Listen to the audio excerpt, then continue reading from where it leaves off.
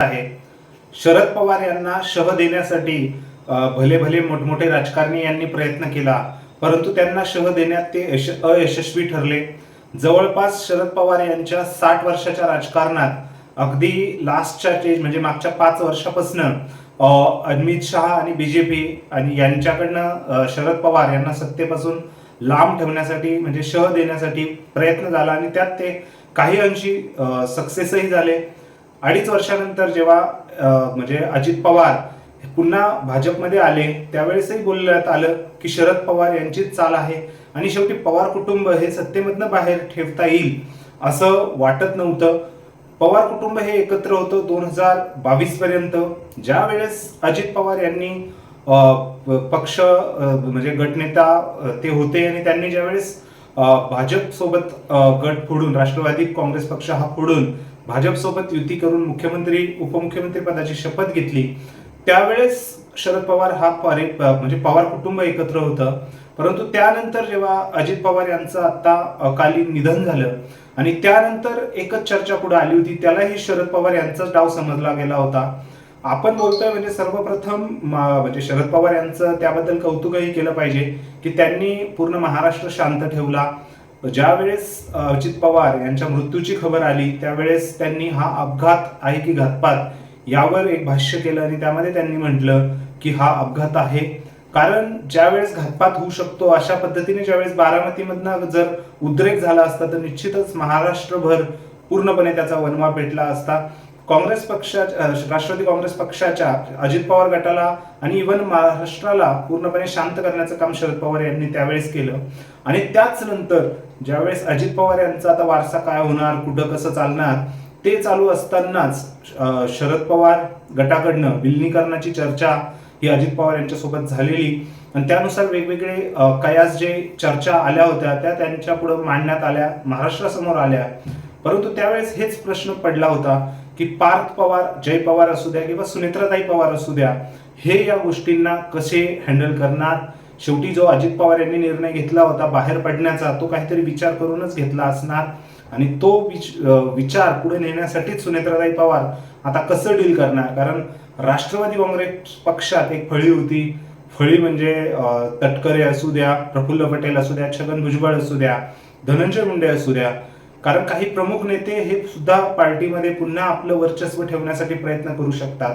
आणि त्यानंतर दुसरं जे टार्गेट होतं सुनेत्राताई पवार यांच्या समोर ते म्हणजे शरद पवार गट राष्ट्रवादी काँग्रेस, कारण त्यांच्याकडनं विलिनीकरणाची चर्चा, रोहित पवार यांचा काकांच्या मृत्यूबद्दल अपघाताबद्दल 3-3दा गोष्टी करणे, म्हणजे हे सुप्रियाताई सुळे यांनी दिलेली प्रतिक्रिया, शशिकांत शिंदे यांनी प्रतिक्रिया दिली, जयंत पाटील यांनी प्रतिक्रिया दिली. सो निश्चितच हा सगळा जो आपण म्हणत होतो की एक डाव किंवा राजकारणात ह्या अजित पवार पक्षाचा आता काय होणार असं वाटत असताना सर्वप्रथम सुनेत्राताई पवार यांनी जो निर्णय घेतला की डेप्युटी सीएम म्हणून त्यांनी 3ऱ्याच दिवशी हे घेतले, शपथ घेतली, हा एक मास्टर स्ट्रोक झाला. त्यामुळे शरद पवार गट हा थोडा बॅकफुटवर गेला आणि खरी कसोटी शरद पवार गटाला यांना म्हणण्यापेक्षा शरद पवार गटाला शह देण्याचं काम हे पार्थ पवार यांनी केलेलं आहे.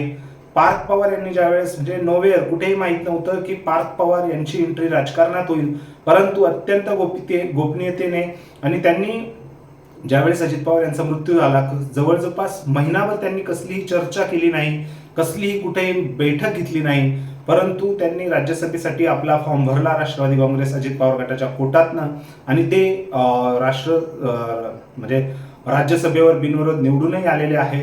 निश्चितच त्या जागेसाठी शरद पवार गटाकडनं म्हणजे अपेक्षा होती की ती जागा आपल्याला मिळावी, कारण नवीन ज्या वाटाघाटी चालू झालेल्या आहे आता अजित पवार यांचा म्हणजे निधन झाल्यामुळे आता कुठेतरी राष्ट्रवादी काँग्रेस अजित पवार गटावर आपलं वर्चस्व निर्माण करण्यासाठी पुन्हा राष्ट्रवादी काँग्रेस पक्ष महाराष्ट्रात तेवढ्याच जोमाने पसरवण्यासाठी शरद पवार गटाकडनं प्रयत्न झाला, परंतु हा प्रयत्न पूर्णपणे फसल्यासारखा वाटलेला आहे. कारण रोहित पवार असू द्या, युगेंद्र पवार असू द्या, म्हणजे पवार कुटुंब असू द्या, सुप्रिया सुळे असू द्या, मान्य स्वतः शरदचंद्र पवार असू द्या, ते तर एकतर लुप्त आहेच ह्या गोष्टीपासून, ऍक्टिव्ह राजकारणापासून, परंतु त्यांनाही पार्थ पवार यांच्या भूमिकेमुळे शह भेटलेला आहे. निश्चितच शरद पवार यांना जसं अमित शहा यांनी शह दिला तसाच पार्थ पवार यांनी अजित पवार यांच्याच चालीवर चाल ठेवून शेवटी बाप तैसा बेटे ह्या पद्धतीने त्यांनी शह दिलेला आहे. निश्चितच एक मुरलेलं राजकारण आणि त्यांचा दांगडा अनुभव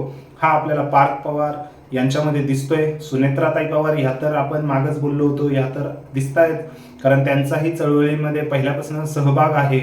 आणि निश्चितच जे राष्ट्रवादी काँग्रेस शरद पवार गटाकडनं ज्या काही ऍक्टिव्हिटी चालू होत्या, जसे अजित पवार यांचं निधन झालं, त्या ऍक्टिव्हिटी कुठेतरी आता नरमताना दिसत आहे.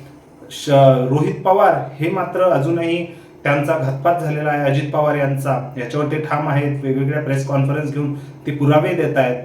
परंतु शरद पवार यांनी ज्यावेळेस ज्यावेळेस घातपात नाही, हा अपघात आहे असं सांगितलं होतं, ते फक्त आणि फक्त लोकांना शांत करण्यासाठीच होतं की अजून काही होतं, हे सगळं अजूनही गुलदस्त्यात आहे. शेवटी कारवाई जी होईल ती होईल. किती रोहित पवार यांच्या मागणीमध्ये बळ आहे, किती पुरावे व्यवस्थित आहे, आणि शेवटी अजित पवार यांनाही न्याय मिळावा जर काही घातपात असेल तर, असं आपल्यालाही वाटतंय.